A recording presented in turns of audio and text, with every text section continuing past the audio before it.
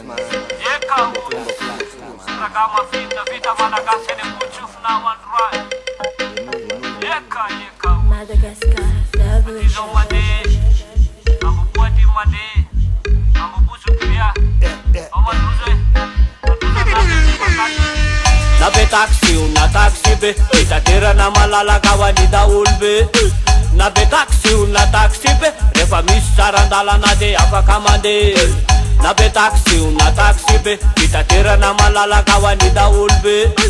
Na be taxi na taxi be rehefa misy sarandalana de afaka mandeha. Be taxi sotra ho an'ny daolo be ze manana frais avetrany de mandeha.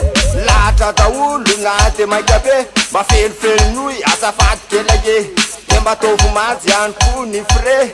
Dimy andro feno fa tonga de mandeha nefa fefakadiny amin'ny are maimaika ny mitaky fa mameriny elabe.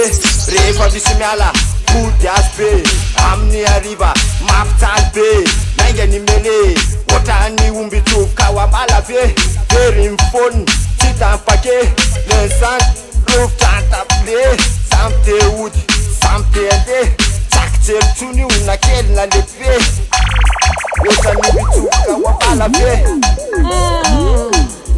Original remontasy la eny potsofinao.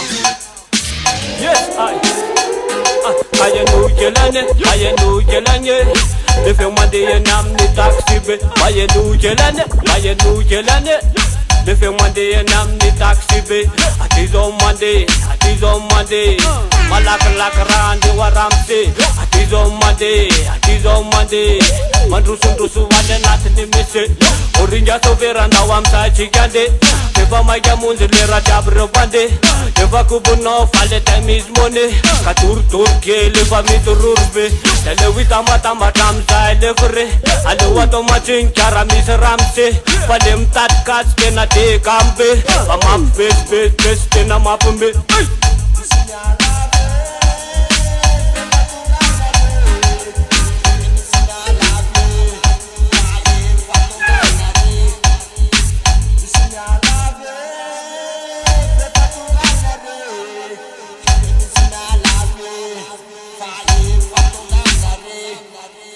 Madagascar, the